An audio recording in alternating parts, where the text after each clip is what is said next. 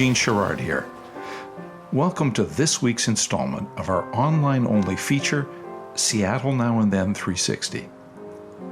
If you drive across the bridge to West Seattle, you can't help but notice the Welcome to West Seattle sign. How did it get there? Here's Clay Eals with the story. A West Seattle sign that won't wear out its welcome.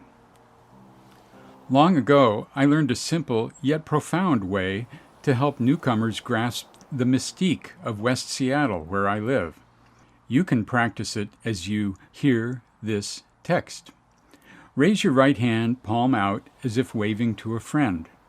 The bulk of your hand is the rest of Seattle.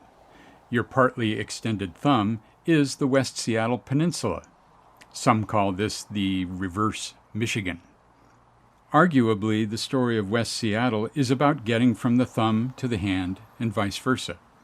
This maxim ran deep in the hearts of local business leaders who, in 1986, celebrated in our then photo the installation of a wooden welcome sign to be seen by westbound traffic on the Fauntleroy Expressway, where it curves toward the peninsula's business hub, the Junction. The West Seattle Chamber of Commerce worked with the city for 3 years on the sign project before its fruition, and the context was potent. The high-level West Seattle Bridge had just opened, eastbound in November 1983 and westbound in July 1984, and even appeared on the sign.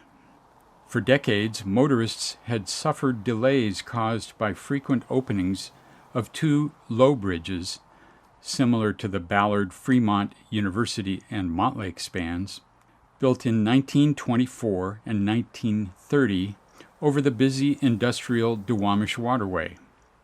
Relief followed the fabled 1978 ramming of the northern span by the freighter Chavez, which rendered the span inoperable, triggered a flow of federal funds to build an elevated bridge, and snuffed out a bridge-related secession campaign. During construction, drivers braved 4 years of dizzying detours, and all of this reinforced a citywide sense that West Seattle was just a hassle to visit. Of course, the new high bridge made it easier to get to West Seattle, but the reverse also was true. The bridge aided locals' trips to suburban malls. For the Junction core, 1986 generated other rumblings.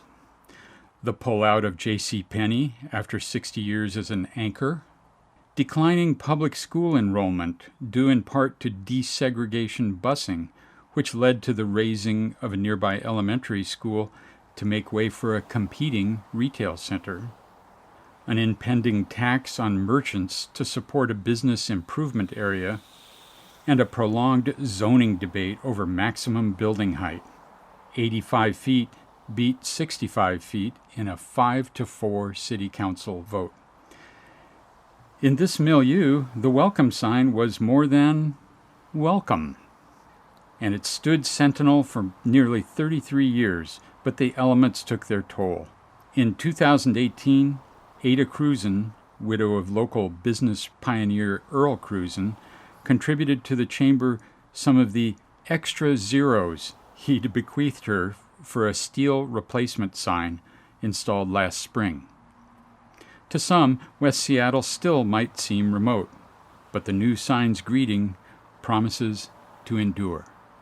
In our then photo, flanking the new wooden West Seattle Chamber of Commerce welcome sign in September 1986 are officers from left, Don Olson, Orlo Bonney, the Executive Vice President, Earl Cruzen, Carl Hausman Jr., King County Council Member R.R. Bob Grieve, Victor LaBelle, and Dr. Stuart Stevenson.